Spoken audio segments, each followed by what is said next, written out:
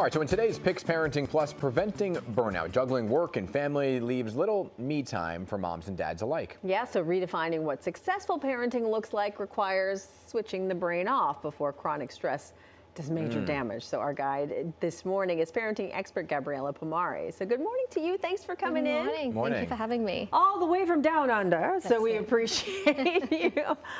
First of all, save us.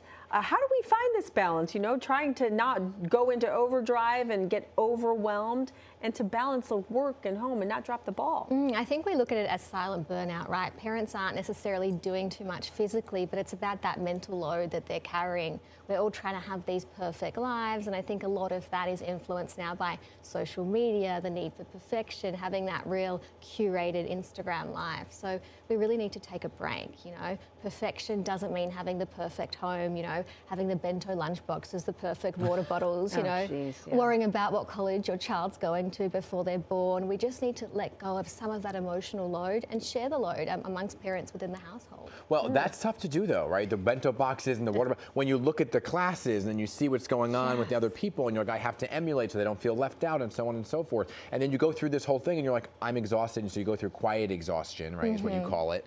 So what's a way, I guess, to kind of quiet your mind and stop over functioning? I talk about looking at the juggle. So we've got glass balls, we've got rubber balls, and we've got these invisible balls, right? So the glass ones are the ones that will shatter your child's emotional well-being, your health, all the things that you can't let go of.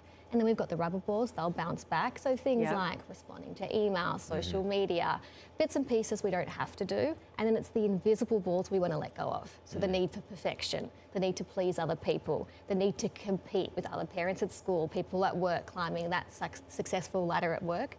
So let go of that, focus on only the things you need to, those glass balls. Okay, so give us kind of a step-by-step solution to preventing this burnout. I think the first one is boundaries, putting those in place. You can only carry so much. So do what's needed for you at work and at home, for your partner if you have one. Let go of the need for that perfection. I think we need to get rid of what's picture perfect, forget social media, focus on you.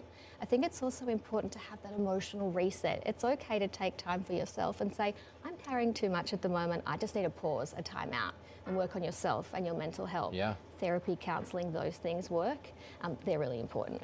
Yeah, and the whole idea of parenting is being redefined, right? And I think as a parent, you look at what is the marker for success. How do I know I'm doing a good job, right? And that's where the comparison model comes in. So how do you kind of know if you are a successful parent? Well, what is success? I mean, is there a perfect parent? I don't think so. I think it's that connection, being there for your children. So we all work big jobs at the moment. We've got these dual income households, but it's making time, read with your children. Even half an hour a night, if you're sitting down, asking them, how was your day? Checking in. I think you're doing the best you can at that point. And stop competing. It's not about what someone else is doing. Someone else has the perfect household, the nice furniture. They've got the fancy lunches at school. I know I get takeout and canteen for my son a lot. That's okay too. It's okay to just be all right and accept that you're doing the absolute best you can do and give yourself time to breathe, really. I mean, it's really about giving yourself a little bit of grace, isn't it? That's it. And say, I'm proud of myself. We're doing the best we can, our family. We're making it work for us without constantly looking at other people. Yeah,